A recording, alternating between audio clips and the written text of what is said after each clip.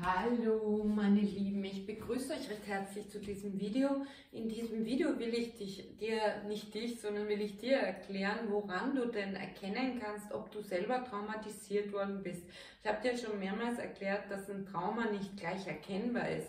Oft ist es überhaupt nicht erkennbar und weißt du was, über viele Jahre kann ein Trauma völlig im Untergrund bleiben und du merkst höchstens an bestimmten Verhaltensweisen und manchmal nicht mal daran, dass etwas passiert, dass dir etwas zugestoßen ist. Und das Komische an Traumafolgestörungen ist ja, dass man sie überhaupt nicht in Zusammenhang setzt mit etwas, was irgendwann mal im Jahre Schnee sozusagen einem zugestoßen ist, weil man sich nicht daran erinnert. Eine häufig gestellte Frage zum Thema Trauma ist, was ist ein Trauma?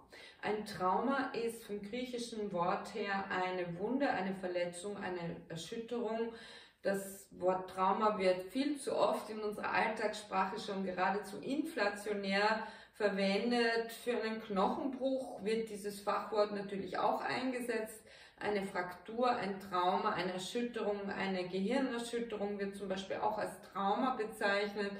Ja, aber es wird eben auch von einem Verkehrstrauma und ich weiß nicht was alles geredet. Das Wort wird zweckentfremdet. An sich meinen wir hier natürlich psychische Traumata, das ist schon das Mehrzahl, das Pluralwort.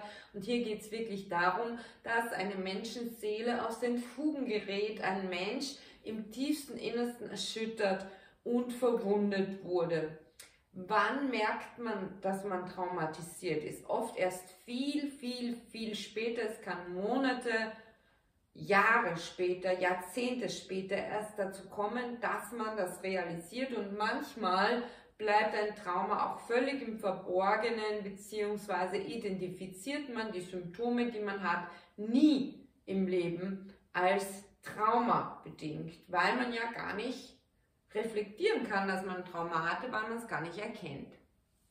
Die Gefahr ist aber auch, und dazu komme ich im zweiten Teil dieses Videos, dass man möglicherweise in Therapien, die schief laufen, auf ein Trauma zurückgeführt wird, das gar nicht wirklich traumatisch war, also gar kein wirkliches Trauma, sondern ein Fake-Trauma ist. Dazu komme ich im zweiten Teil dieses Videos. Nun aber eine weitere Frage, die sehr häufig gestellt wird: Warum merkt man das Trauma nicht? Ich habe es schon eingangs erwähnt, man merkt das Trauma auch deswegen so schwer oder gar nicht, weil die Verdrängungsmechanismen der menschlichen Psyche so stark sind.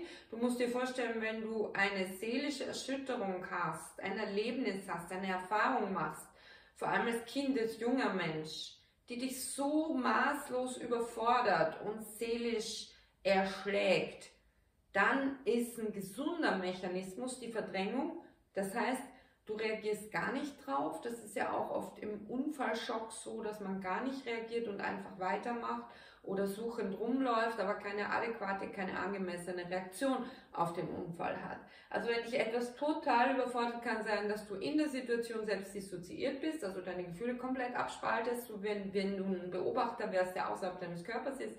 Und auf der anderen Seite ist das dann sofort in einer sozusagen Amnesie, das heißt, du vergisst, was passiert ist, du fühlst dich auch gar nicht betroffen, und das erklärt dann auch später, warum traumatisierte Menschen oft im Protokollstil über ihr Trauma erzählen, weil sie noch immer nicht connected, noch nicht verbunden mit ihren Gefühlen sind, und das ist in vielen Fällen auch gut so, weil es sonst retraumatisierend, also nochmal traumatisierend wirken könnte. Das muss man wirklich in einer traumaorientierten Psychotherapie peu à peu wirklich ganz sensibel angehen und darf nicht mit der Brechstange an traumatische Inhalte rangehen. Dann eine weitere häufig gestellte Frage: Wie erkennt man ein Trauma nach so vielen Jahren? Wie kann denn so ein Trauma überhaupt aufgedeckt werden, erkennbar werden? Oft in einer Psychotherapie oder auch, wenn man sich selbst autodidaktisch, also selbst durch Selbststudium quasi anlernt, wie man Traumata erkennen kann, wenn man zum Beispiel unerklärliche Depressionen hat, wiederkehrende, oder wenn man auf bestimmte Trigger, die man auch schon identifiziert hat, aber gar nicht weiß, warum man da so übermäßig reagiert, oder auch auf Übertragungsphänomene ganz krass reagiert, wenn zum Beispiel bestimmte Personen einen triggern, die eben irgendwas gemeinsam haben, vielleicht mit einem früheren Täter, einer Täterin, und man weiß es gar nicht, oder eine bestimmte Musik, eine bestimmte Stimmlage, Gerüche, alle möglichen sensorischen, sensitiven Reize können etwas auslösen, was dich dann wieder in die Situation des Traumas zurück katapultiert und wo du das Gefühl hast, das ist gerade eben erst jetzt gewesen und das ist eben auch ein Indikator, dass es sich um ein Trauma handelt, dass es kein Ablaufdatum hat, dass du immer das Gefühl hast, in der traumatischen Situation drinnen zu sein, wenn du eben Flashbacks hast, Panikattacken kriegst und so weiter, sozusagen Trauma-Folgestörungen wie auch die Depressionen. Ein Trauma kann wirklich in deine Persönlichkeit massiv eingreifen und es gibt unterschiedlichste Arten. Das ist schon die nächste Frage, welche Arten von Traumata gibt es in dem psychologischen Bereich?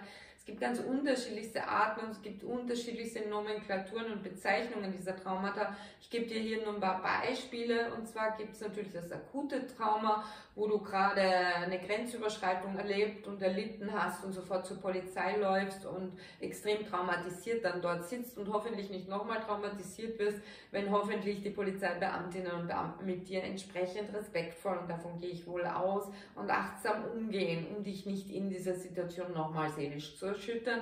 Dann gibt es natürlich das Entwicklungstrauma, das du gar nicht bemerkst, weil du einfach wie die Luft zum Atmen diese toxische Atmosphäre deiner Kindheit hinzunehmen hattest, weil du hattest ja auch keine andere Wahl und später erst im Vergleich zu anderen Haushalten und Eltern merkst du, wie es dir wirklich ergangen ist und dass du ein Opfer deiner Kindheit warst, dass du dich nicht wehren konntest, dem ausgesetzt warst, dieser toxischen Atmosphäre narzisstischer Eltern oder Mütter oder Väter zum Beispiel, und das erst später dann erkennen kannst, dass du da eigentlich jeden Tag abgewertet wurdest, nicht wahrgenommen wurdest, psychischer oder auch physischer Gewalt ausgesetzt warst. Das alles ist ein Entwicklungstrauma, bedingend sehr häufig.